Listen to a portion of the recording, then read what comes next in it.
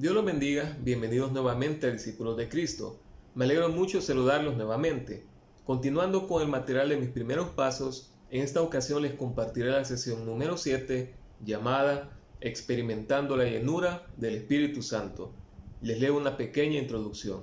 Es importante reconocer que vivir la vida cristiana no solamente es difícil, sino imposible si lo queremos hacer en nuestras propias fuerzas. La vida y el servicio cristiano solamente pueden ser posibles cuando recibimos de Dios el poder, es decir, la capacidad para poderlo hacer. En esta sesión les compartiré sobre la importancia de ser llenos del Espíritu Santo, cómo podemos hacerlo, su significado y así también la importancia para realizar la obra de Dios que ha sido encomendada a cada uno de nosotros. En el punto 1 aprenderemos sobre cómo ser llenos del Espíritu Santo y lo que esto significa. Para ello aprendamos de nuestro mejor ejemplo, el Señor Jesús. Para poderlo comprender de manera mejor, aquí se nos hace una pregunta. ¿Qué sucedió antes de que el Señor Jesucristo iniciara su ministerio oficialmente? Leamos por favor Lucas capítulo 3, versículo 22. Y descendió el Espíritu Santo sobre él, en forma corporal, como paloma, y vino una voz del cielo que decía: Tú eres mi Hijo amado, en ti tengo complacencia. Si nos damos cuenta, lo primero que ocurrió fue que el Espíritu Santo vino sobre él. Si en la vida del Señor Jesucristo fue importante y necesario, ciertamente para nosotros también lo es, por lo cual debemos de anhelar y desear que la presencia del Señor Jesucristo esté con nosotros para que nuestra vida realmente pueda tener el crecimiento espiritual que Él desea y también para que podamos hacer frente a todas las dificultades de la vida que buscan impedir que nosotros sirvamos al Señor. Ahora muy bien, aquí hay otra pregunta. ¿Cómo enfrentó el Señor Jesucristo la tentación? Leamos por favor Lucas capítulo 4 versículo 1 en adelante. Jesús, lleno del Espíritu Santo, volvió del Jordán y fue llevado por el Espíritu al desierto. Si nos damos cuenta que hay dos puntos muy importantes. Dice que el Señor Jesucristo, cuando volvió del Jordán, Él iba lleno del Espíritu Santo, por lo cual iba siendo guiado por Él. Y dice también que por 40 días Él era tentado por el diablo y no comió nada en aquellos días, pasados los cuales tuvo hambre. Entonces el diablo le dijo: Si eres hijo de Dios, di a esta piedra que se convierte en pan. Jesús respondiendo le dijo: Escrito está, no solo de pan vivirá el hombre, sino de toda palabra de Dios.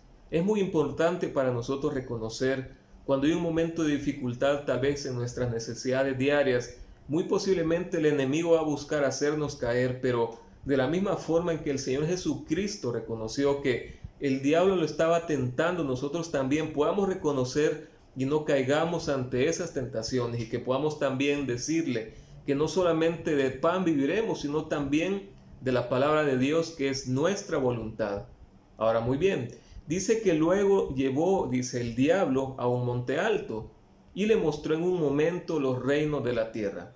Y le dijo el diablo: A ti te daré toda potestad y la gloria de ellos, porque a mí me ha sido entregada, y a quien quiera se lo doy. Si tú postrado me adorares, todos serán tuyos.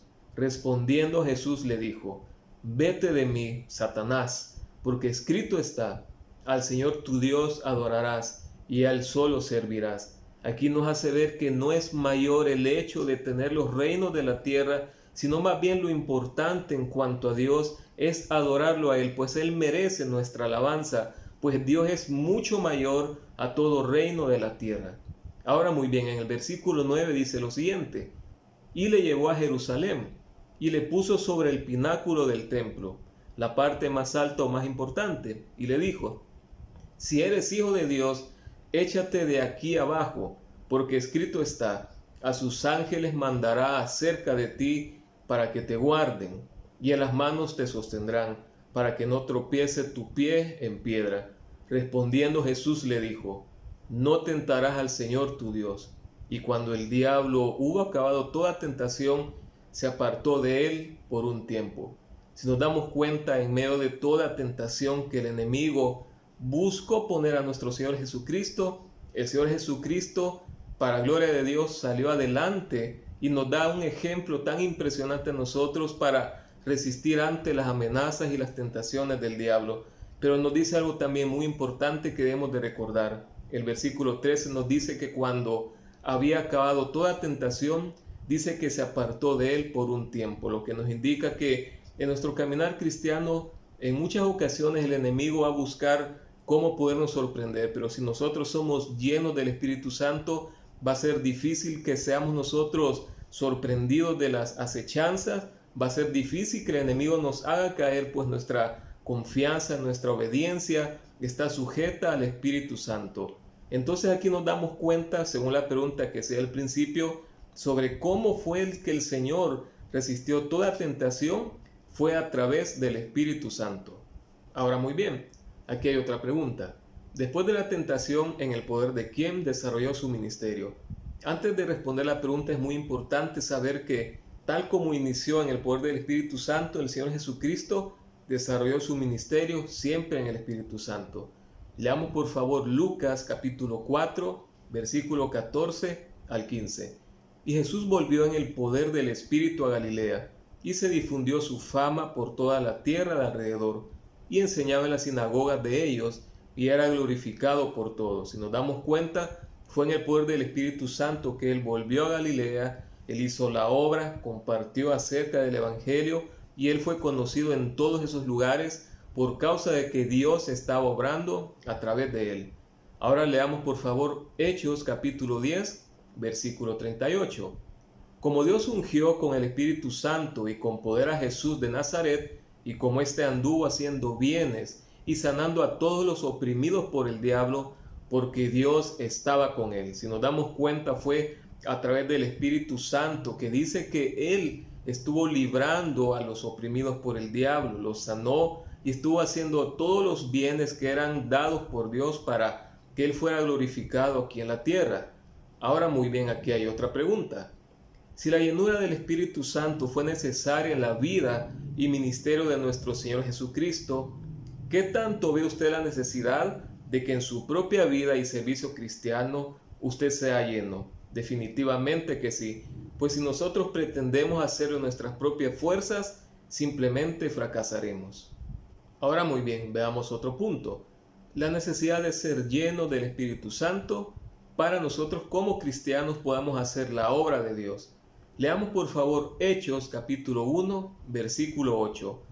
Pero recibiréis poder cuando haya venido sobre vosotros el Espíritu Santo, y me seréis testigos en Jerusalén, en toda Judea, en Samaria y hasta lo último de la tierra. Si nos damos cuenta, la declaración aquí del Señor es que el poder de Dios viene sobre nosotros cuando su Espíritu esté en nuestras vidas, lo que nos va a capacitar para hacer la obra del ministerio. Como se lo decía anteriormente, es imposible que nosotros intentemos hacer la obra del ministerio de Dios en nuestras propias capacidades humanas.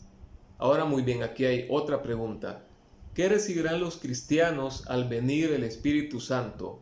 El poder de Dios, o sea, la capacidad divina y poderosa de testimonio y servicio cristiano. Cuando hablamos de poder, se refiere a la fuerza, capacidad y habilidad que Dios nos otorga para poder hacer la obra que Él desea que hagamos en el mundo.